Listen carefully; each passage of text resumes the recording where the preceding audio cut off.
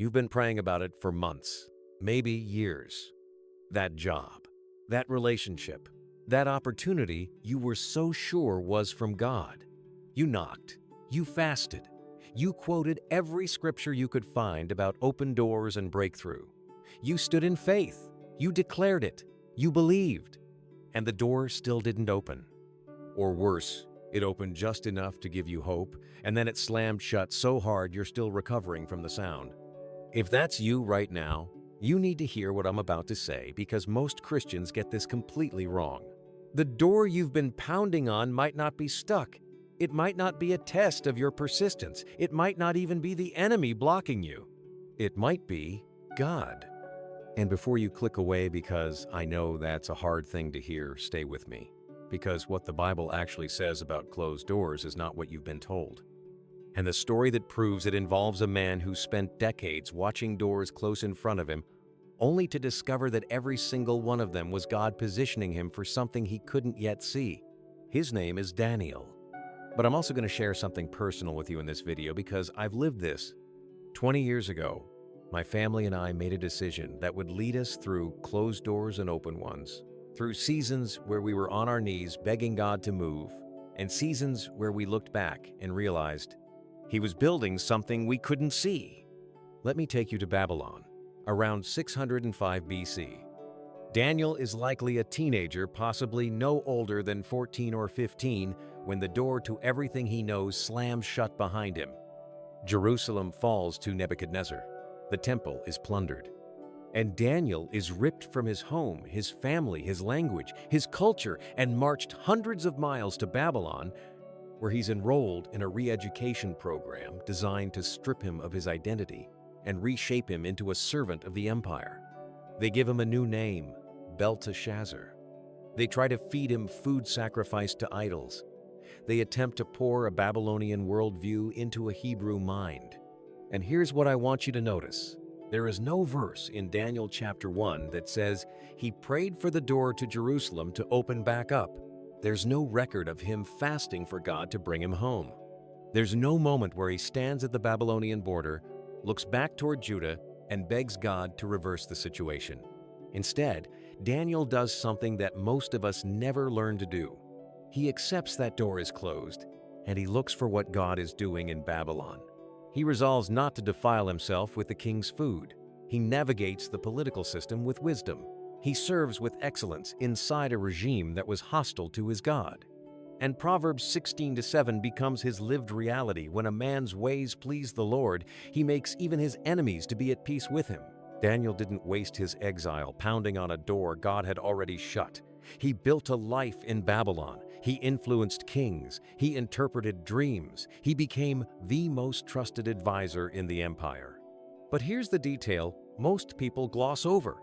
Daniel never had a choice to leave Jerusalem. He was forced to go separated from his family and everything familiar. A traumatic chapter in a young man's life. A drastic change in language and culture. A fight for his very survival. Sound familiar to anyone? Over 20 years ago, my family and I made the decision to immigrate to Canada. On paper, the reasons were clear: great educational opportunities for the kids, a better financial future for us, a clean break from the rising crime wave that came with political turbulence in our home country. We told ourselves we were doing it for them. But what nobody tells you about immigration is what happens after the plane lands. The culture shock hits like a wave you didn't see coming, the systems you don't understand, the professional credentials that suddenly don't transfer, the isolation of being a stranger in a strange land, where even the grocery store feels foreign. In those early years of settlement, we were down on our knees.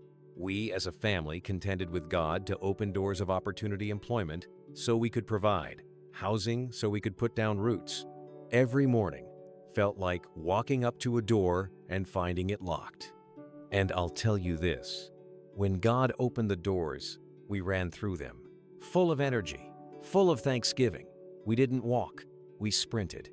But here's what I've learned looking back across 2 decades. Each door that opened aligned with a specific season that God was leading us through.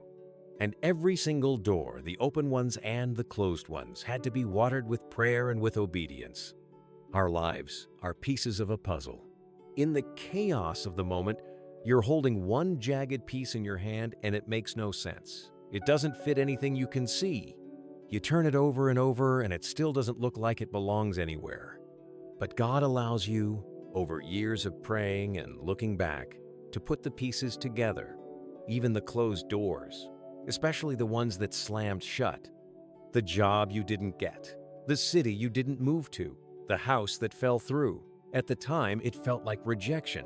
Looking back, it looks like protection. And this is where Daniel's story opens up in a new way. Fast forward about 65 years. Daniel is now in his 80s. He's served multiple kings and outlasted multiple regimes. He's been promoted again this time by a king named Darius, who puts him in charge of the entire kingdom. Think about what just happened there. The teenage captive, ripped from his homeland. The young man who had every door closed in his face has been transformed into a statesman, an ambassador, one of the most powerful officials in the known world. And that's when the second door closes.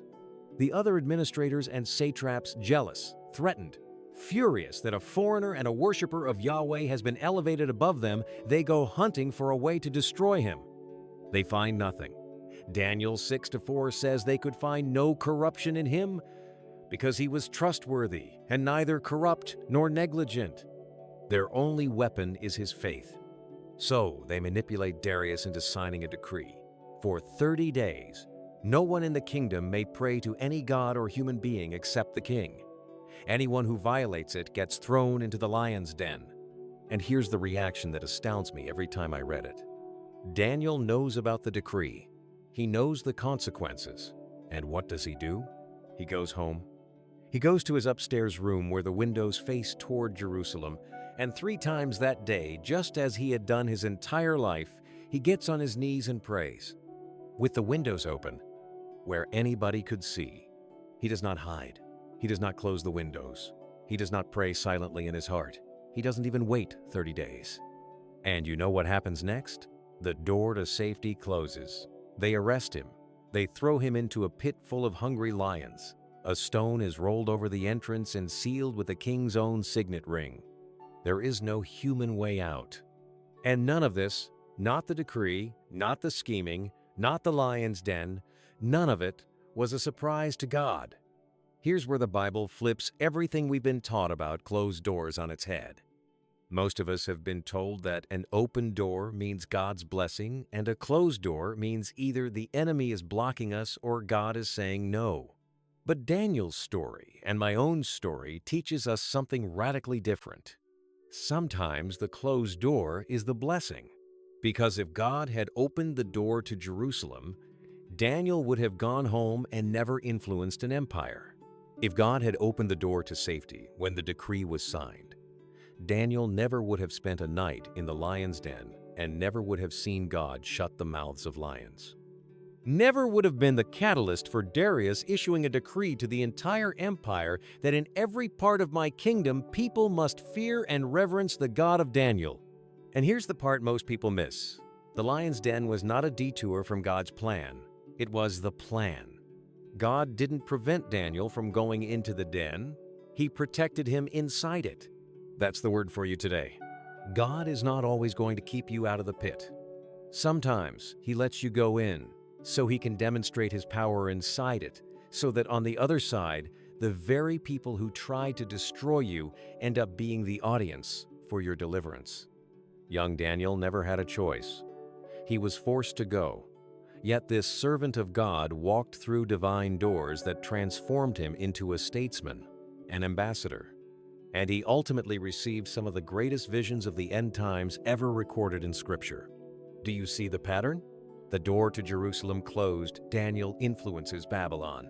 The door to safety closed, Daniel witnesses a miracle that echoes through the entire Persian Empire. The job I didn't get 20 years ago, God was positioning us somewhere else. The door you're praying to open right now, the one that's been locked for months, what if that door is closed not because God is saying no to you, but because He's saying yes to something you haven't even considered yet?